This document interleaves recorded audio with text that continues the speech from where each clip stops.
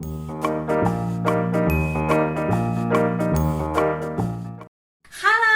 Assalamualaikum warahmatullahi wabarakatuh. Bertemu lagi bersama Bunda Hikmah dalam video pembelajaran tematik, yaitu kali ini kita akan masuk di pembelajaran 3 dan 4. Nah, sebelum kita masuk pada pembelajaran, anak-anakku Bunda mau ucapin terlebih dahulu terima kasih nih karena sudah setia dan masih semangat dalam mengikuti video pembelajaran kali ini.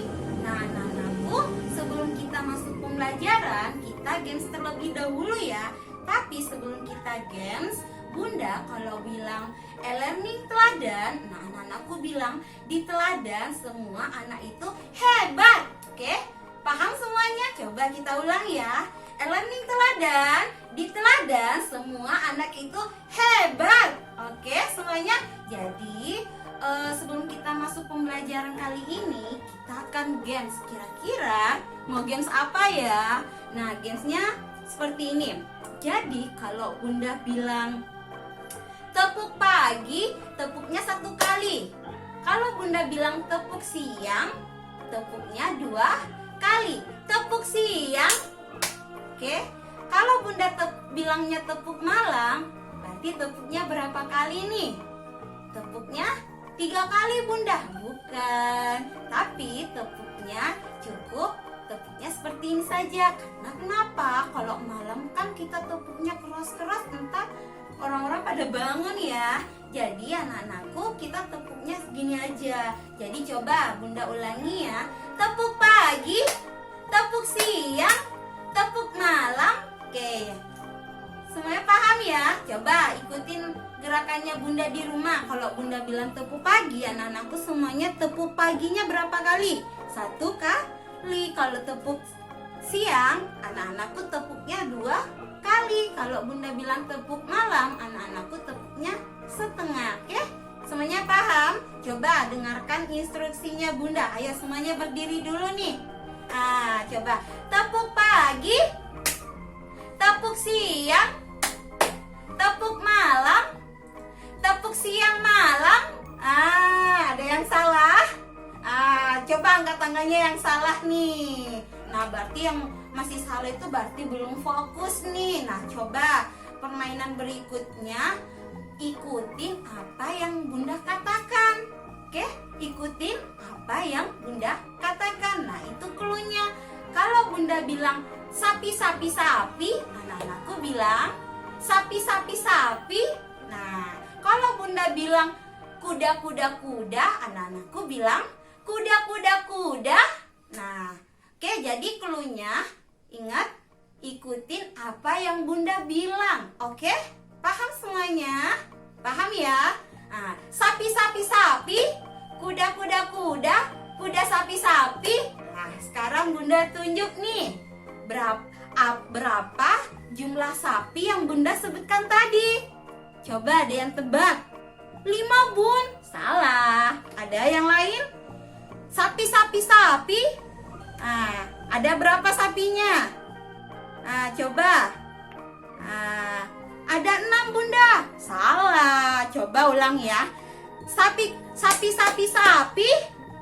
Nah, ada berapa jumlah sapinya? Mestinya anak-anakku jawabnya ada berapa jumlah sapinya. Kan Bunda bilang apa? Ikutin apa yang Bunda katakan. Oke, semuanya sudah semangat ya? Nah, sebelum kita masuk pembelajaran terlebih dahulu, kita baca basmalah dulu nih. Ayo, baca basmalah dimulai. Bismillahirrohmanirrohim. Oke anak-anakku, silakan simak video berikut ini ya. Tematik tema 9, subtema 1, PB 3 dan 4. Hari ini kita akan mempelajari berbagai jenis sumber daya alam dan menggali berbagai informasi melalui wawancara. Tahukah kamu, energi sangat dibutuhkan oleh manusia loh. Energi paling banyak digunakan oleh manusia adalah Salah satunya minyak bumi dan batu bara, yang termasuk sumber daya alam yang tidak dapat diperbarui karena jumlahnya yang terbatas. Sebenarnya masih banyak yang lainnya seperti gas alam dan timah. Bayangkan berapa liter minyak bumi dan batu bara yang habis kita gunakan dalam kehidupan sehari-hari. Seperti kendaraan dan pabrik-pabrik yang menggunakan batu bara dan minyak bumi. Lalu, bagaimana jika minyak bumi dan batu bara habis ya? Tenang saja, kita masih mempunyai sumber daya alam alternatif, yaitu sumber daya alam yang dapat diperbarui loh. Contohnya yang berasal dari matahari, angin, panas bumi, air, gelombang laut, dan biomasa. Matahari digunakan untuk panel surya, angin digunakan sebagai sumber energi perahu layar, air digunakan sebagai PLTA, dan biomasa digunakan sebagai biodiesel, bioetanol, dan biogas. Ada sebuah keluarga di daerah Jawa Timur yang tinggal di sekitar peternakan sapi. Mereka membuat instalasi kompor biogas yang hemat energi dengan memanfaatkan kotoran sapi. Kini mereka mendapatkan haknya, yaitu tidak membeli LPG. Kegiatan yang dilakukan keluarga tersebut adalah salah satu contoh penggunaan energi alternatif.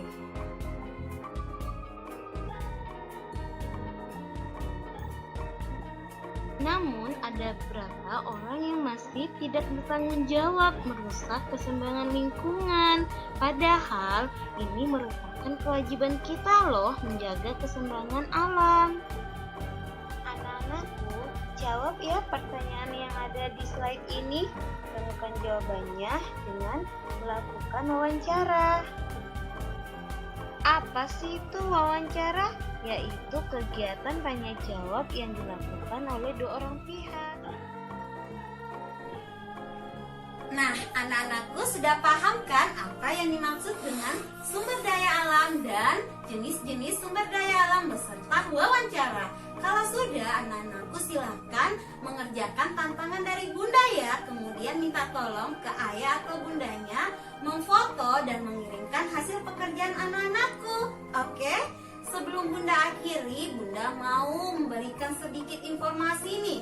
Masih tentang virus corona yang saat ini masih viral ya. Jadi anak-anakku, bunda mau tanya di rumahnya yang menyediakan hand sanitizer siapa nih? Coba angkat tangannya. Saya bunda. Ya, jadi hand sanitizer ini merupakan salah satu benda yang masih sangat dicari oleh masyarakat untuk mencegah terjadinya virus corona. Nah, jadi biasa enggak anak-anakku atau pernah dengar ternyata hand sanitizer di apotik, di toko-toko kalau kita mau beli ternyata kosong atau habis. Nah, nggak perlu khawatir. Ternyata kita bisa buat sendiri loh di rumah dengan menggunakan bahan-bahan alami seperti bunda nih, menggunakan sumber daya alam yang ada di sekitar rumahnya bunda, yaitu jeruk nipis dan yang tahu ini daun apa ya? Daun sirih. Oke, nanti kita akan buat bersama. Nah, tapi sebelum kita buat, anak-anakku sendiri tahu nggak sih hand sanitizer itu apa? Terus kandungan dalam jeruk nipis dan daun sirih ini apa sih? Nah, jadi kita bahas bersama dulu ya. Sebenarnya hand sanitizer itu merupakan senyawa kimia, tepatnya etanol 70%. Nah, ini sebenarnya mudah didapatkan bahannya, mudah kita buat ya. Tetapi ketika kita mau beli di apotik, etanolnya ini ternyata harus menggunakan resep tertentu, tidak diperjualbelikan. Tapi tenang saja, kita bisa buat hand sanitizer secara alami. Salah satunya itu dengan menggunakan daun sirih dan jeruk nipis. Anak-anakku tahu nggak sih di dalam daun sirih ini terkandung apa? Coba ada yang tahu?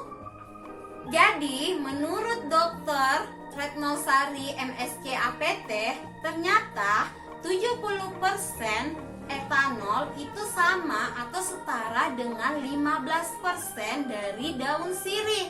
Atau anak-anakku bisa menggunakan daun sirih sebanyak 10-15 lembar daun sirih. Tapi karena daun sirih itu mudah mengalami oksidasi, ada yang tahu oksidasi itu apa sih? Bunda kasih contoh nih, seperti besi. Kalau kena air kira-kira lama-kelamaan berubah warna nggak? Iya, berubah warna karena terjadi perkaratan. Nah, terjadi perubahan warna itu karena terjadi oksidasi, mengalami oksidasi.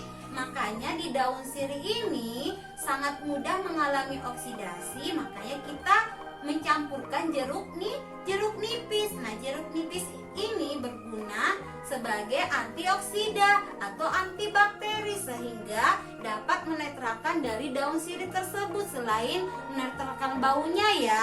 Jadi anak-anakku sekarang sudah paham kan apa sih kandungan dari daun sirih dan jeruk nipis? Oke, kita buat bersama ya. Berikut cara membuat hand sanitizer alami. Alat dan bahannya sebagai berikut. 1. Daun sirih. 2. Air 200 ml. 3. Jeruk nipis sebanyak 8 ml atau 1 buah. 4. Kompor. 5. Panci. 6. Siapkan botol spray atau botol bekas parfum, dicuci terlebih dahulu ya. 7. Pisau dan saringan. Berikut cara membuat hand sanitizer. Anak-anakku bisa melihat caranya di layar HP atau laptop anak-anakku ya. Berikut cara membuat hand sanitizer. Pertama, anak-anakku petik daun sirih, kemudian cuci bersih, lalu tiriskan. Kedua, potong-potong kecil daun sirih, kemudian masukkan ke dalam wadah yang bersih ya. Berikutnya, anak-anakku masukkan air ke dalam panci, lalu didihkan. Setelah itu, masukkan air panas yang telah mendidih ke dalam wadah yang berisi daun sirih. Berikutnya, masukkan wadah tersebut ke dalam panci. Lalu kita mulai tim. Oke, setelah 30 menit, anak-anakku matikan kompornya, lalu angkat wadah tersebut ya. Berikutnya, kita dinginkan dulu. Kemudian setelah dingin, anak-anakku silahkan saring ekstrak daun sirih dan jeruk nipis, lalu pindahkan ke dalam wadah yang bersih. Oke, sebelum dipindahkan, anak-anakku aduk terlebih dahulu ya. Kemudian masukkan ke dalam botol spray, lalu siap digunakan. Nah, anak-anakku sudah paham kan cara membuat hand sanitizer alami di rumah?